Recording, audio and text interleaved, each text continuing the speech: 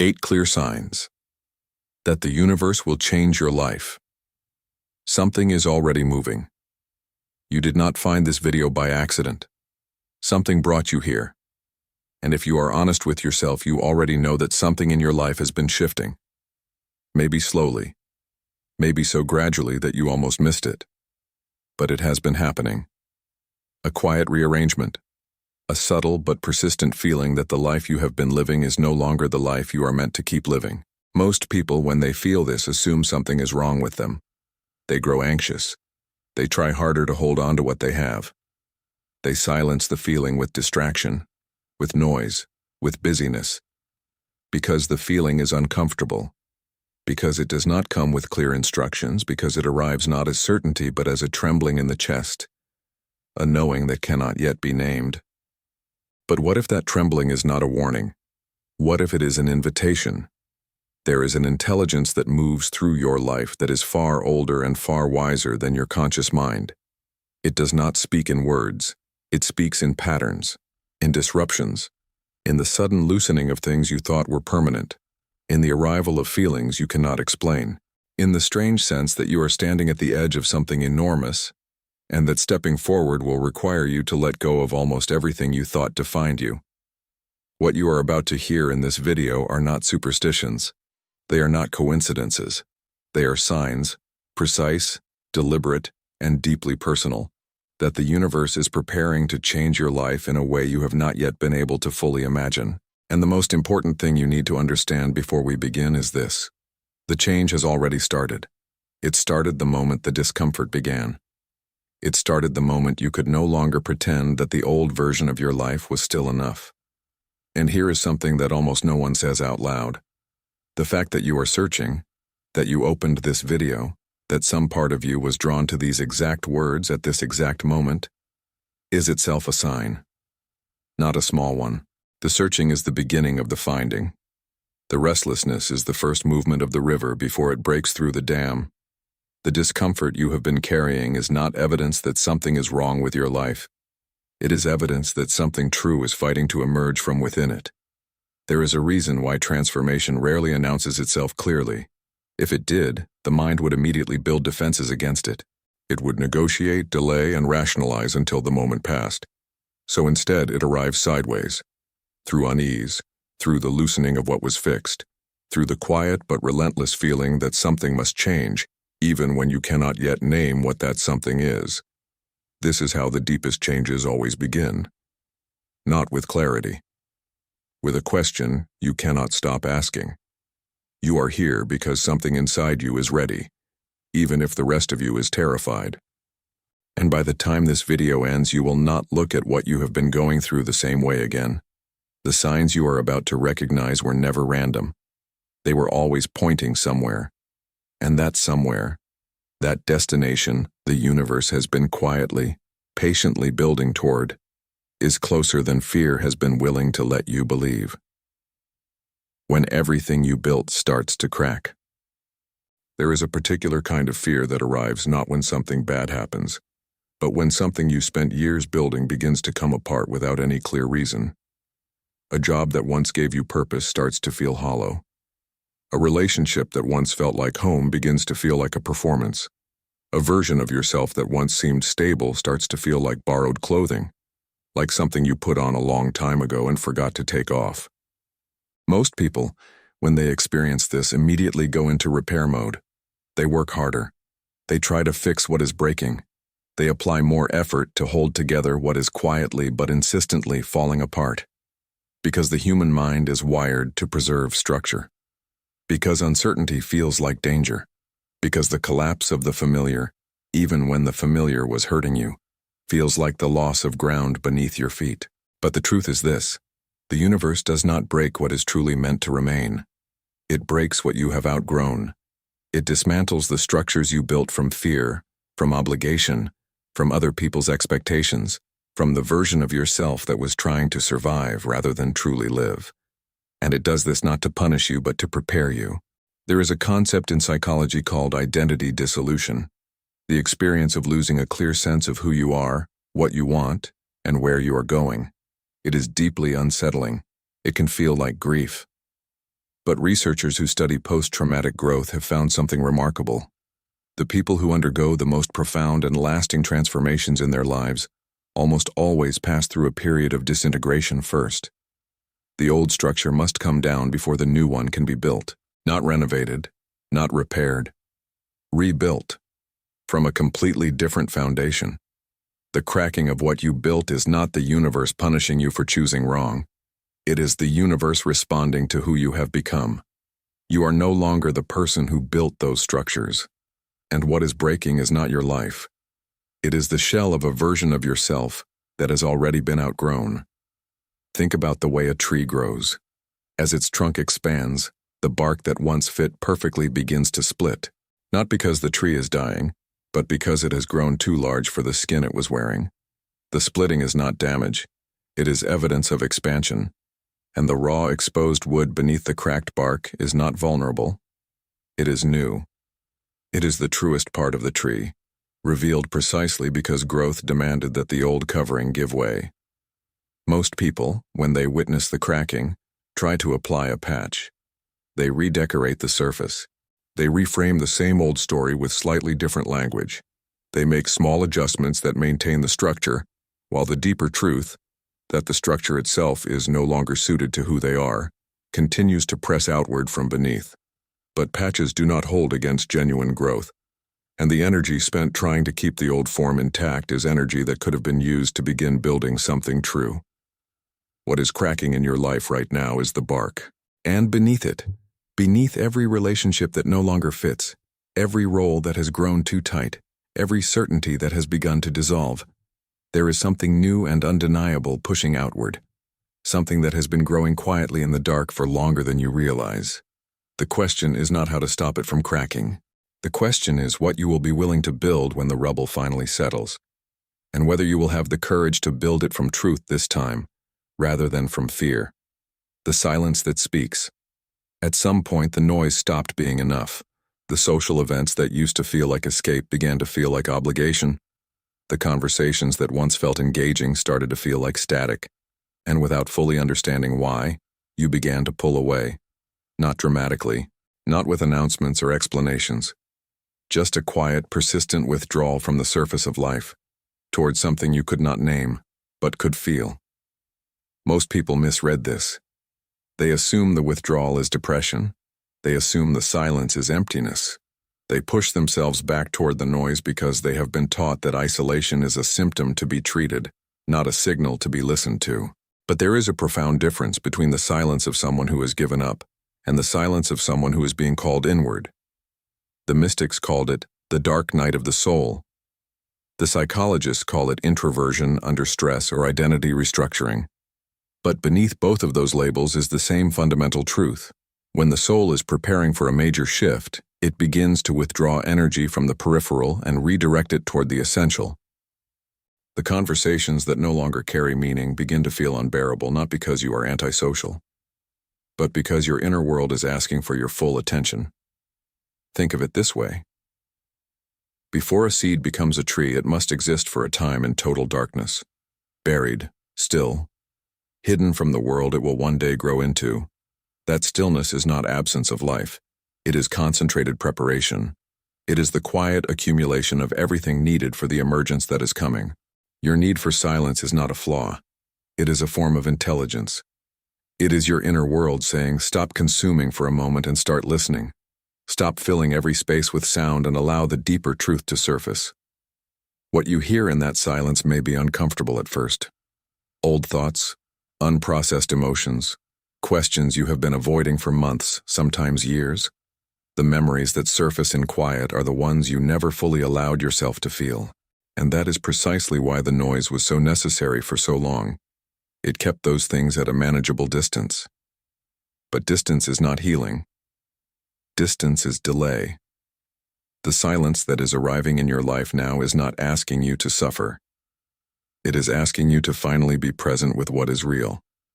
To stop outsourcing your sense of self to external activity, and begin to discover who you actually are when nothing is performing, nothing is producing, nothing is proving.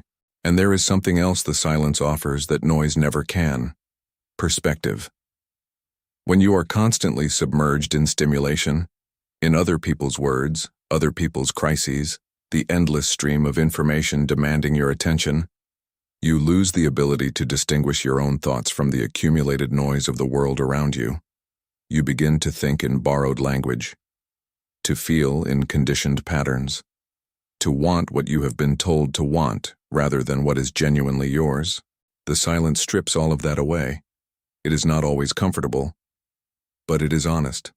And honesty, at this stage of your transformation, is the most valuable thing you have access to. What you find in that space will initially feel disorienting.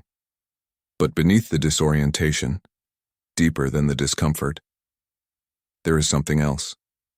A direction. A clarity. A sense of what truly matters that the noise has been drowning out for years. The silence is not empty. It is full of everything you have been too busy to hear. People who no longer fit. There are people in your life right now who you love, genuinely, deeply, but who you no longer feel connected to in the way you once did. Conversations that used to flow now feel effortful. Gatherings that once brought you joy now leave you feeling more alone than if you had simply stayed home. You try to explain it and cannot. You try to force the connection back into place and it slips through your fingers. And the guilt of that, the quiet, relentless guilt of growing away from people you care about, is one of the most painful parts of any transformation. But here is what most people are never told. Not every relationship is meant to last the entire length of your life. Some people enter your story at a specific chapter, serve a specific and sacred purpose, and then, not because of failure or betrayal or lack of love, they simply belong to a version of you that is now complete. This is not cruelty, it is coherence.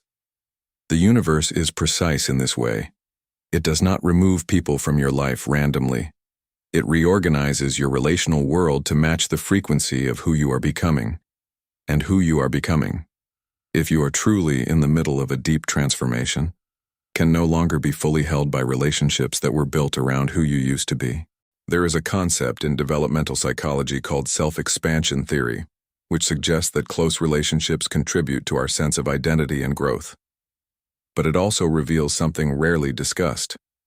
When a person undergoes rapid internal growth, relationships that were formed around an older identity can become genuinely constraining, not because the other person is bad, but because the fit has changed. Like shoes you wore as a child. They are not broken, but they no longer belong on your feet.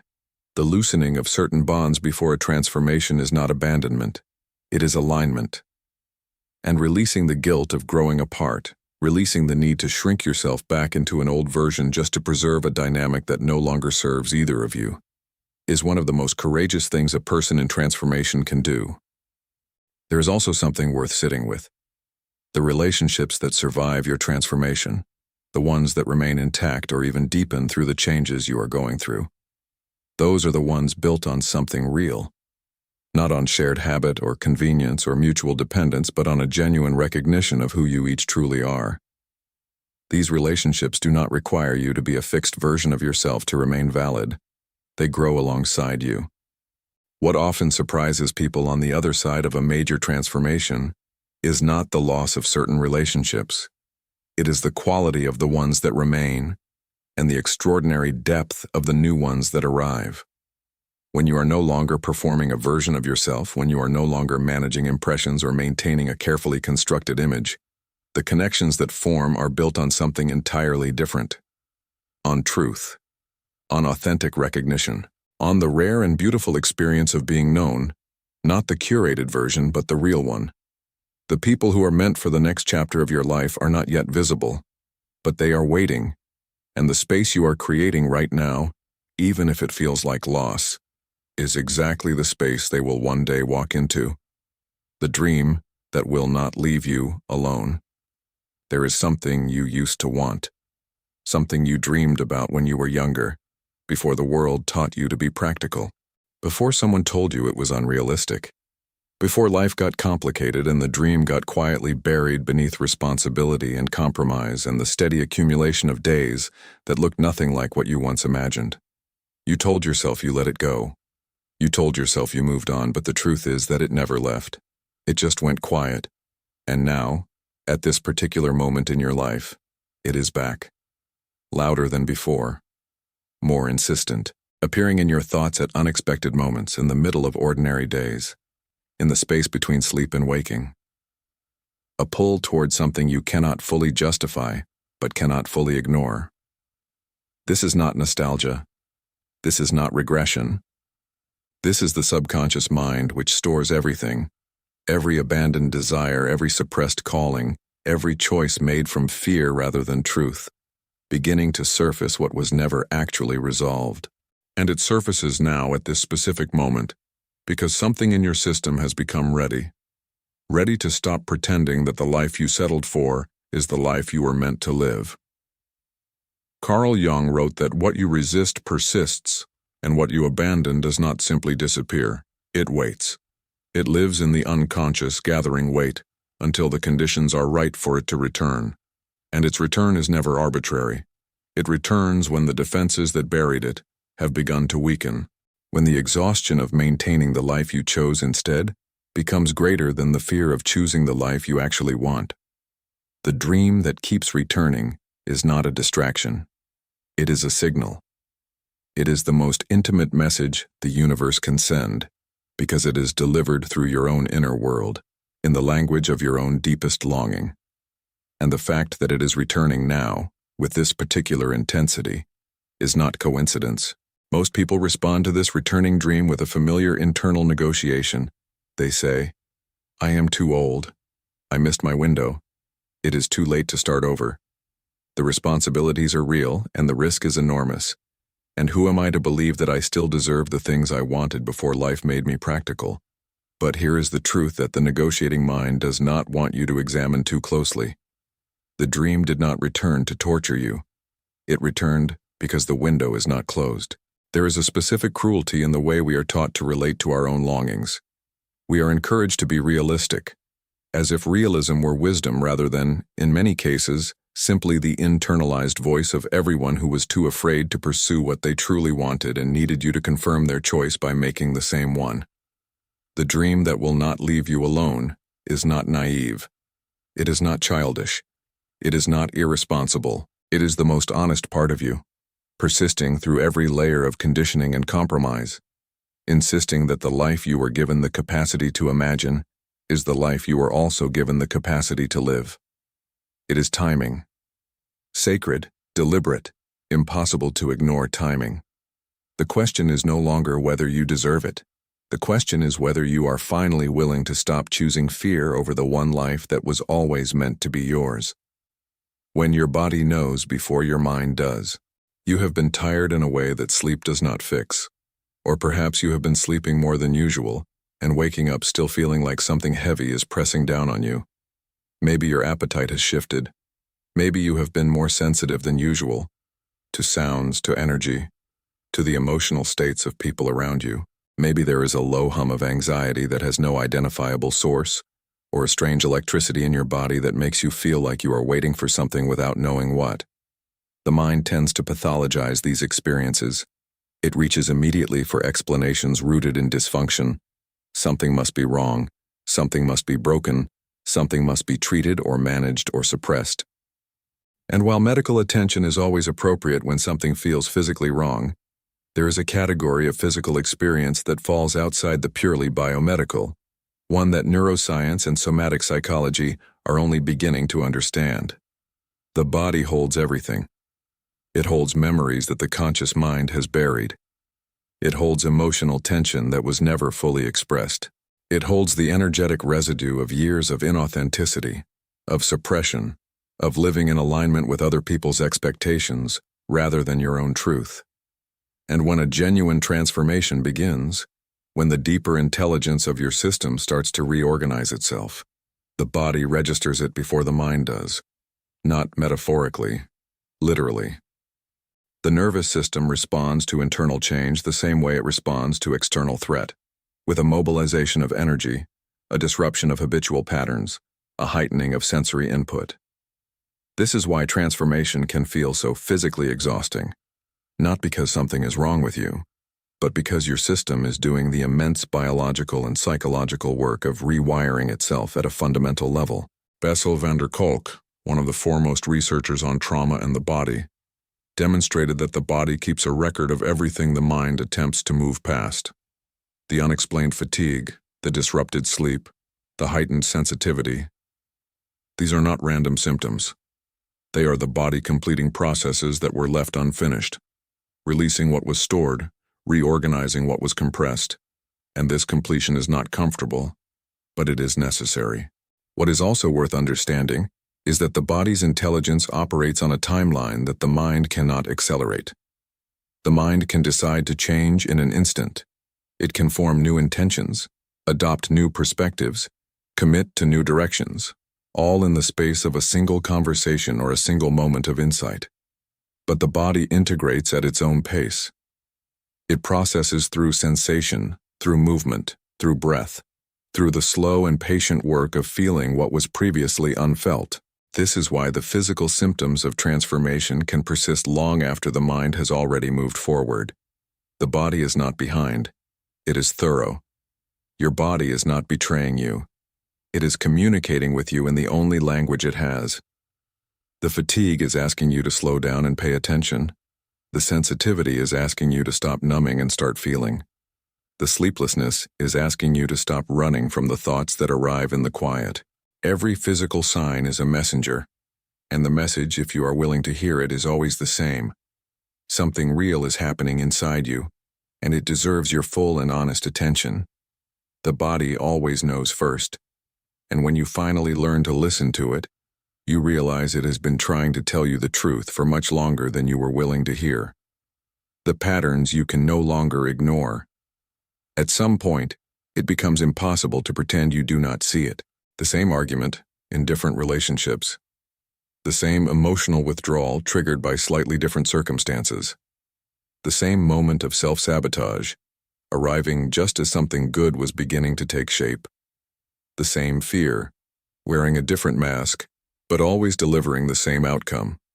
You have been here before, not once, many times, and for a long time, you found a way to explain it away. Bad luck, difficult people, wrong timing, circumstances beyond your control. But the thing about patterns is that they are patient. They will repeat themselves as many times as necessary, in as many different forms as required, until the day you finally stop looking at the external circumstance and start looking at the internal source. This moment, the moment when the pattern becomes undeniable, is one of the most significant signs that a transformation is approaching. Because patterns do not become visible until a person is ready to see them. The unconscious mind is remarkably skilled at protecting its structures. The defenses, the rationalizations, the blind spots. They are not signs of weakness. They are adaptive mechanisms that served a purpose once. They kept you functional in conditions that required you not to feel too much, not to ask too many questions, not to disrupt the only stability you had. But they have a cost. And the cost is the loop, the endless, exhausting loop of arriving at the same painful place through different routes, and wondering why nothing ever truly changes. What is happening when the pattern finally becomes visible is not a breakdown. It is a breakthrough in progress. The psyche is lifting the curtain it had carefully kept closed. It is showing you the mechanism, the belief, the wound, the story that has been running beneath the surface of your choices for years, possibly decades. And here is what makes this moment so significant. You cannot unsee what you have seen. Once a pattern becomes conscious, once the loop becomes undeniable, the relationship between you and that pattern changes permanently. You may still fall into it. Old grooves are deep, and new neural pathways take time to build. But you will never again fall into it completely unconsciously. There will always be a part of you, now awake, that recognizes the entrance to the loop before you are fully inside it. There is also a particular kind of grief that comes with seeing the pattern clearly for the first time. Not just the grief of recognizing time spent inside it, but the grief of understanding its origin. Because most recurring patterns were not born in adulthood. They were born in childhood, in the moments when a young person learned that certain behaviors were necessary for safety, for love, for belonging. The pattern that exhausts you now was once a solution. It solved a real problem in a real context. And honoring that, understanding that the pattern was not a failure but an adaptation, is not an excuse for keeping it. It is the compassion required to release it without shame. The pattern you can no longer ignore is not evidence that you are broken. It is the map to the place inside you where the real healing needs to begin. And the fact that you can see it now means you are finally ready to go there. Synchronicities that feel too precise to be coincidence. You see the same number everywhere. You think of someone and they contact you within hours. You overhear a conversation in a coffee shop that addresses the exact question you have been quietly asking yourself for weeks. A book falls from a shelf and opens to a page that says precisely what you needed to hear. A stranger says something to you in passing that lodges itself in your chest like an arrow, as if it was aimed specifically at you. Most people dismiss these experiences immediately. They call it confirmation bias, the mind's tendency to notice what it is already looking for and ignore what does not fit. And that is a reasonable explanation for some of it. But it does not fully account for the quality of these moments, the specificity, the timing, the way they arrive not as background noise but as unmistakable signal, often at precisely the moment when you most needed to receive them. Carl Jung introduced the concept of synchronicity to describe meaningful coincidences, events that are connected not by cause and effect, but by meaning. He observed in his clinical work that patients undergoing deep psychological transformation consistently reported an increase in these experiences, as if the boundary between inner world and outer world becomes temporarily more permeable, as if the unconscious mind in the process of reorganizing itself begins to reach outward, or the outer world begins to reach inward, in ways that defy ordinary explanation. What you are experiencing is not magical thinking. It is a shift in the way your awareness is operating. When a person is in the middle of a genuine transformation, the mind becomes hyper-attuned to meaning. It is searching, at every level, for confirmation, for direction, for signs that the path it is beginning to take is the right one. And in that state of heightened attunement, the world begins to respond in kind. There is also something worth considering about what synchronicities actually require in order to be received. They do not arrive for people who are not paying attention.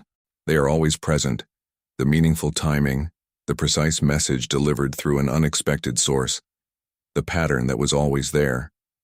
But they can only be perceived by a mind that is open enough, quiet enough, and aware enough to receive them.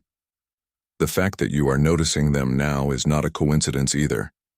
It means your awareness has expanded to a level where the communication between your inner world and the world around you has become audible. What most people never consider is that synchronicities are bidirectional. They are not simply the universe sending messages to a passive recipient. They are the result of a conversation between what you are becoming and the world that is reorganizing around that becoming.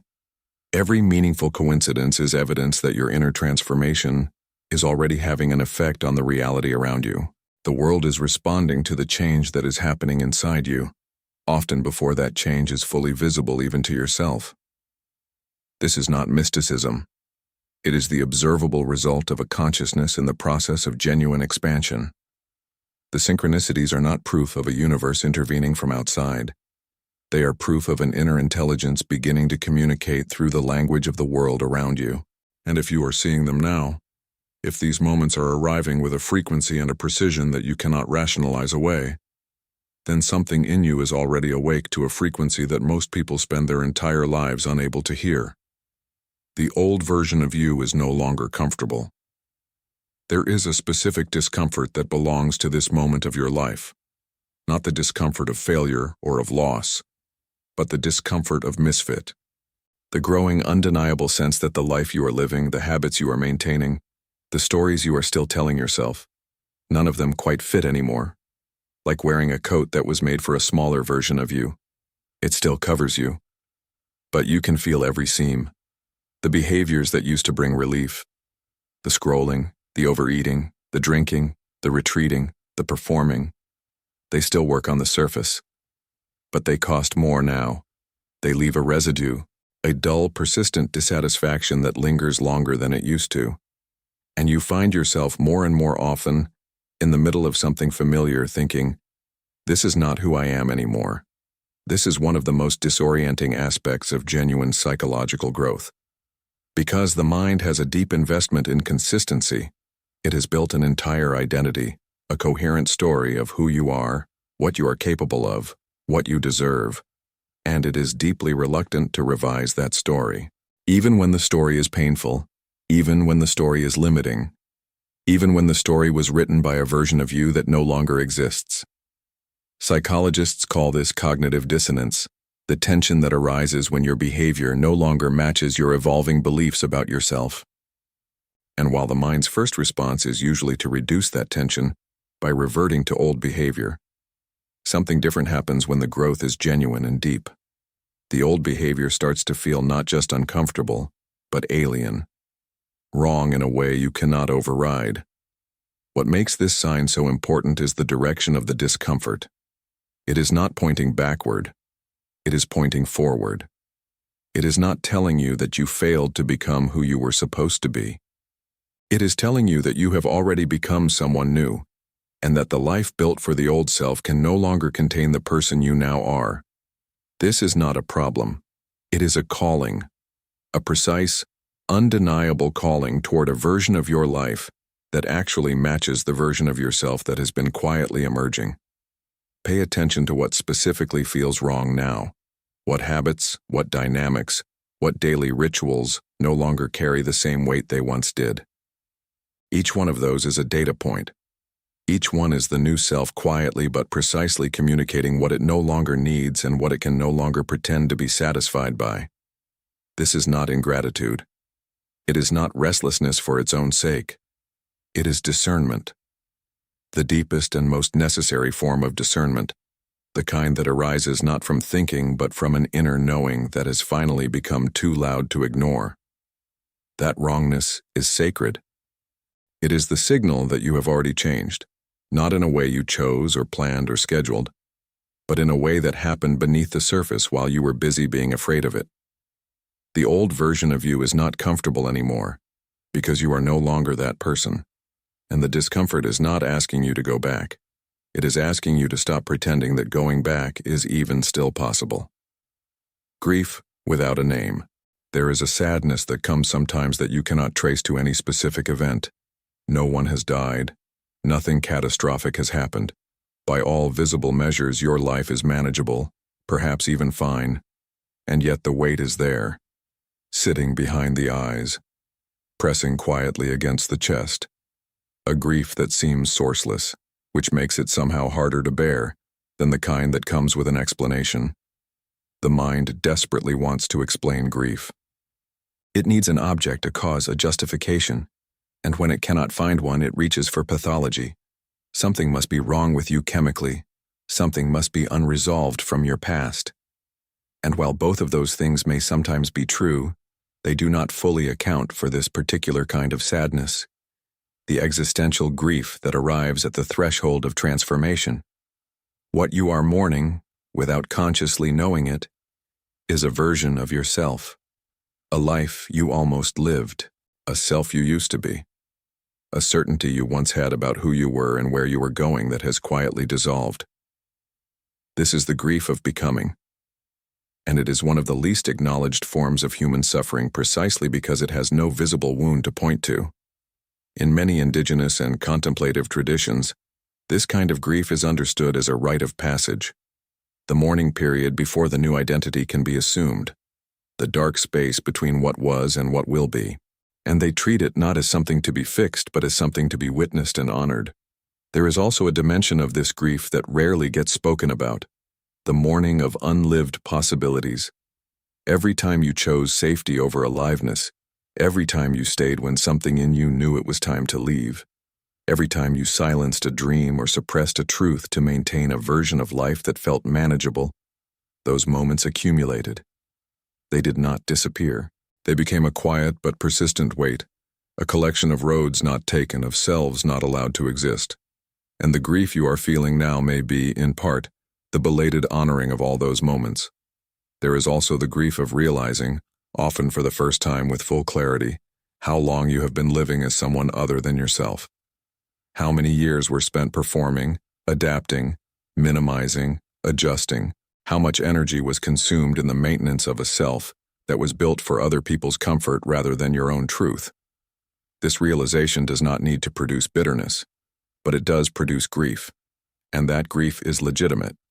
It is the appropriate emotional response to a genuine loss, the loss of time, of energy, of experiences that belong to a life you have not yet fully lived. What you are feeling is not a malfunction.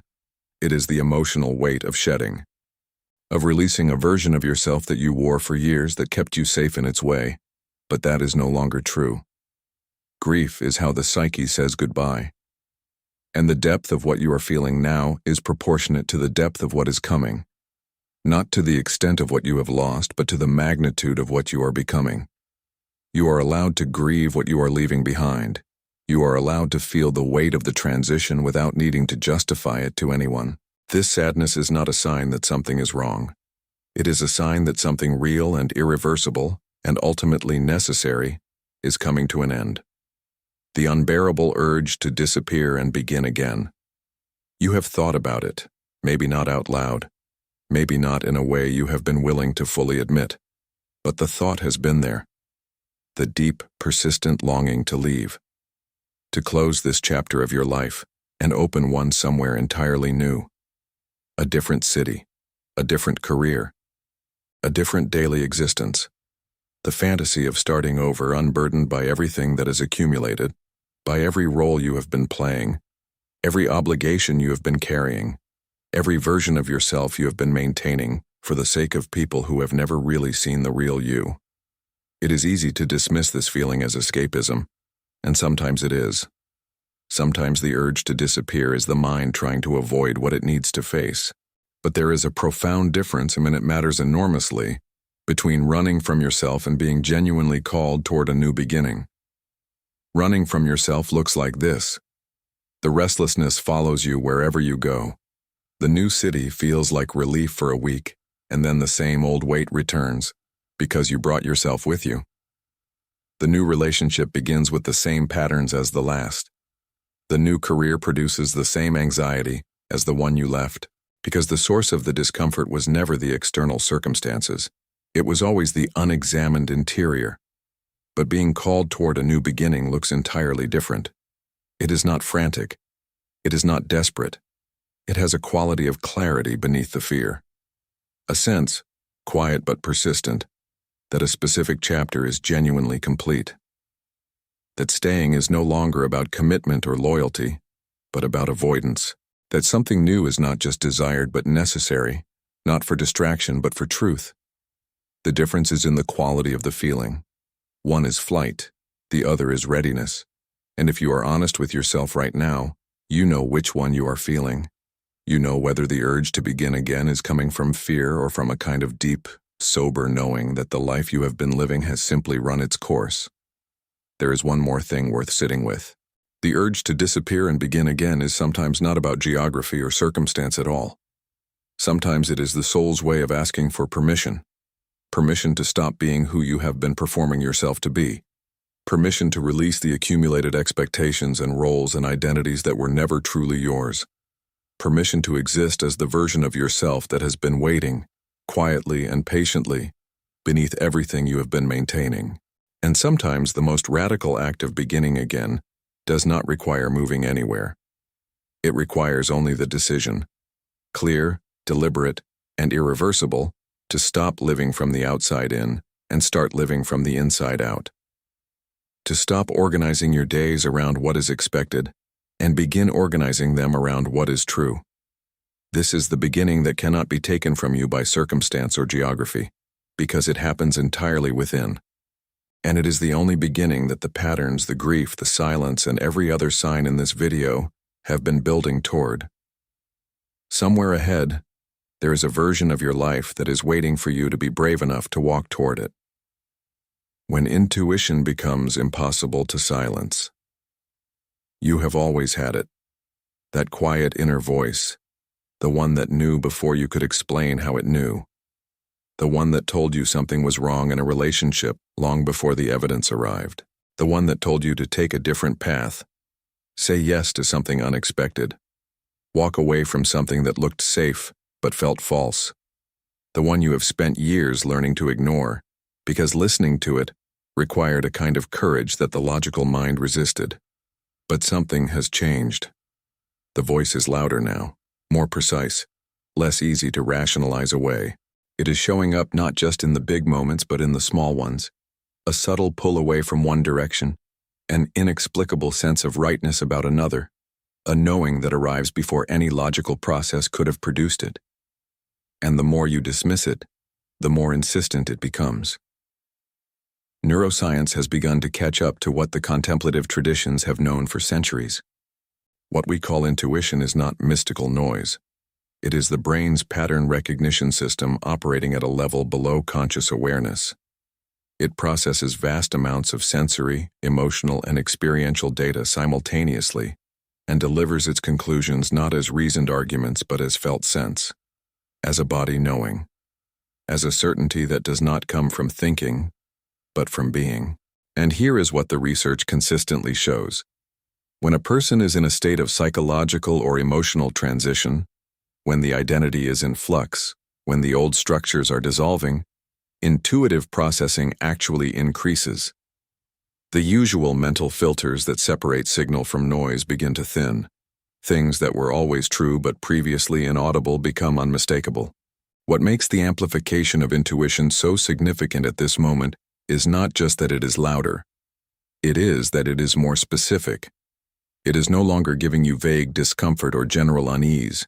It is pointing toward specific choices, toward specific people, toward specific directions that your reasoning mind finds difficult to justify, but that your body recognizes as true the moment they are considered. This precision is not accidental. It is the inner compass recalibrating, adjusting from the magnetic north of who you used to be toward the magnetic north of who you are becoming. The reason most people struggle to trust their intuition is not that it is unreliable.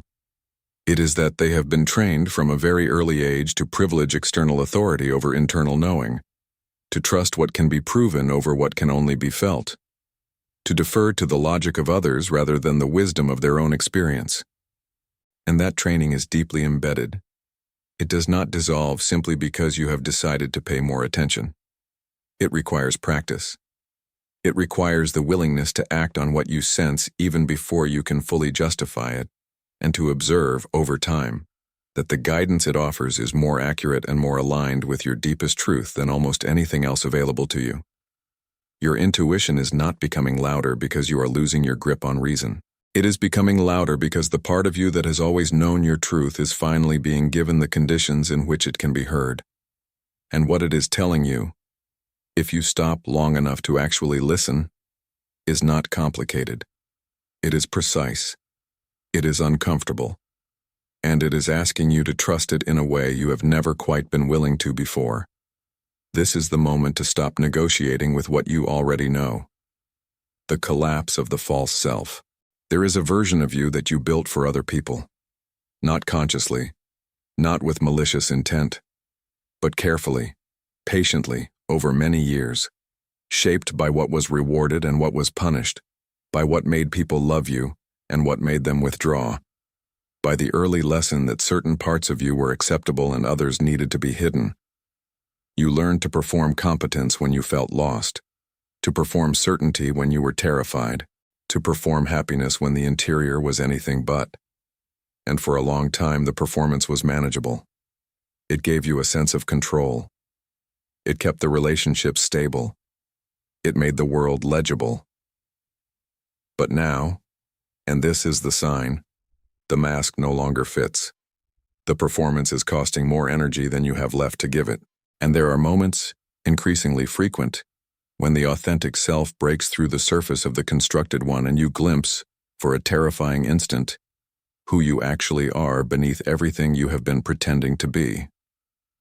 The psychoanalyst Donald Winnicott described this as the collapse of the false self, the protective persona constructed in response to a world that demanded adaptation rather than authenticity. He considered this collapse not a crisis but a necessary developmental event, because the false self, for all its utility, is a prison, and the person who has lived inside it long enough will eventually feel the walls begin to close in. The collapse of the false self is rarely dramatic. It does not usually arrive as a single explosive moment of revelation. It arrives gradually, through a growing inability to pretend, through the exhaustion of maintaining the performance, through the moments when you are asked to play a role you have played 1,000 times, and you simply cannot find the energy to inhabit it anymore. The mask keeps slipping, and instead of reaching to push it back into place, you find yourself wondering what it would feel like to let it fall. That wondering is sacred. It is the first movement toward authenticity that many people have made in years. And the terror that accompanies it, the fear of being seen without the armor, the fear of what people will think, the fear of who you are underneath if the performance is removed. That terror is not evidence that what is beneath is unworthy. It is evidence that the false self is losing its hold, and that the real one is finally, quietly, demanding to be known. What the false self never tells you, what it cannot afford to tell you because its survival depends on your not knowing, is that the authentic self it has been protecting you from revealing is not the frightening, unlovable thing you have feared. It is simply you, unfiltered, unperformed. In all the complexity and contradiction and depth that makes a human being genuinely interesting, genuinely worthy of love, genuinely alive, the false self kept you safe from rejection, but in doing so, it also kept you safe from real connection, from being truly known, from the specific and irreplaceable joy of moving through the world as exactly who you are. When you no longer know who you are, when the roles you have been playing stop feeling like you, when the labels you have been wearing start to feel like foreign objects, do not rush to replace them with new ones. Because the not knowing, as terrifying as it is sacred. It is the first moment of genuine freedom you have had in years. It is the moment before the real you begins to take up space in your own life. You are not lost. You are finally beginning to be found. The moment before. Everything changes. There is a space you are in right now that has no name in ordinary language, but that every person who has ever undergone a genuine transformation knows intimately. It is the space between who you were and who you are becoming, between the life that is ending and the life that has not yet fully begun, between the moment of knowing that something must change and the moment that change actually arrives. This space is profoundly uncomfortable. The mind, which operates best with certainty and direction, is built for neither ambiguity nor waiting. It wants to know what comes next. It wants a timeline, a plan, a clear and measurable path forward. And when it cannot have those things, it generates anxiety. It fills the void with worst-case scenarios.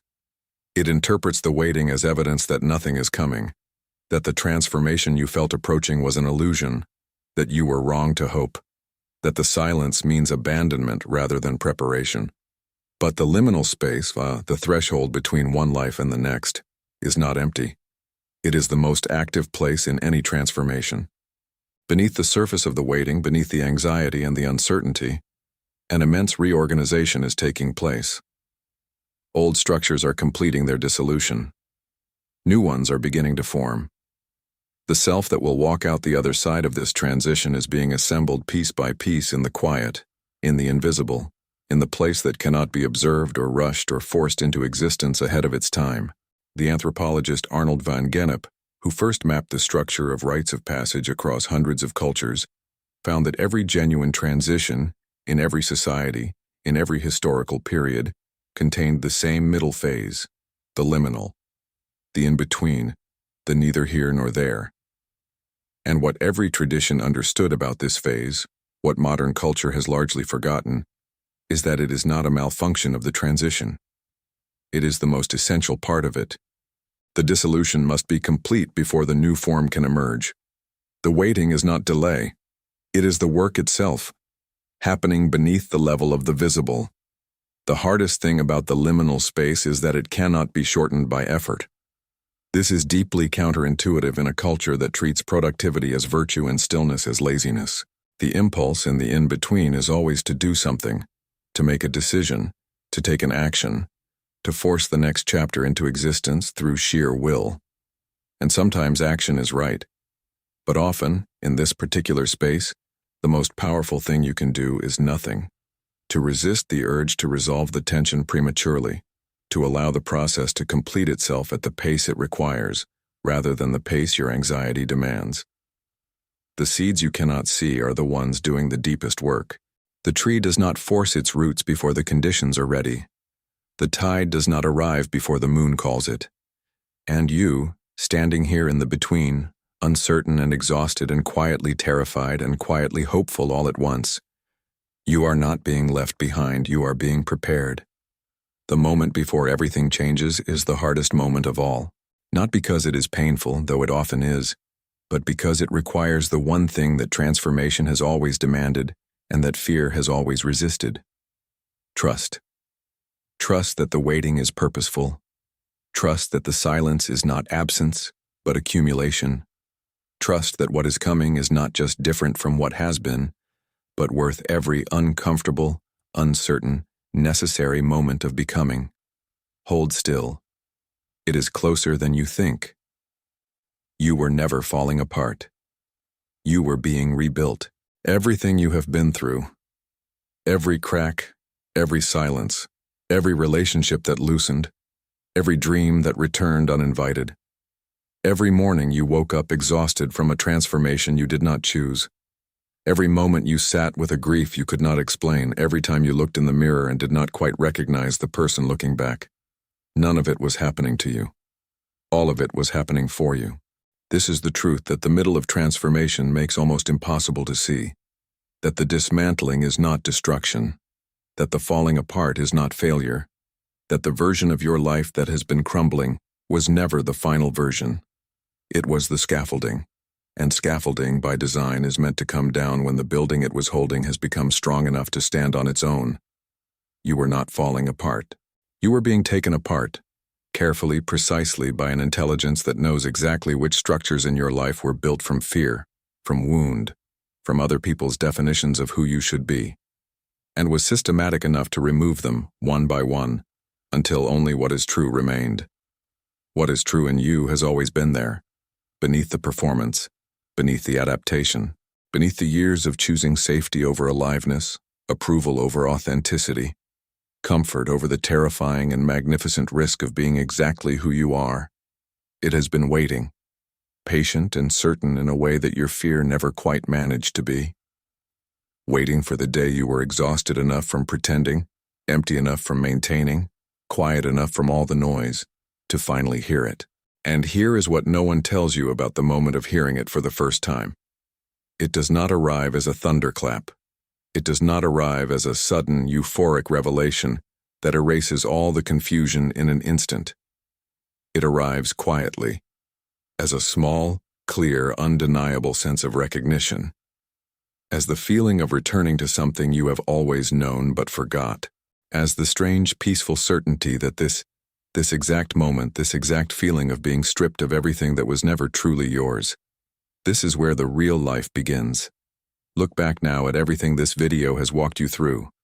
The cracking of what you built, the silence that spoke, the people who no longer fit, the dream that refused to be buried, the body carrying a truth the mind could not yet hold, the patterns finally made visible, the synchronicities arriving like letters from a deeper intelligence, the old self growing uncomfortable in its own skin, the grief without a name, the longing to begin again, the intuition refusing to be silenced, the false self finally losing its grip, the liminal waiting of the moment before.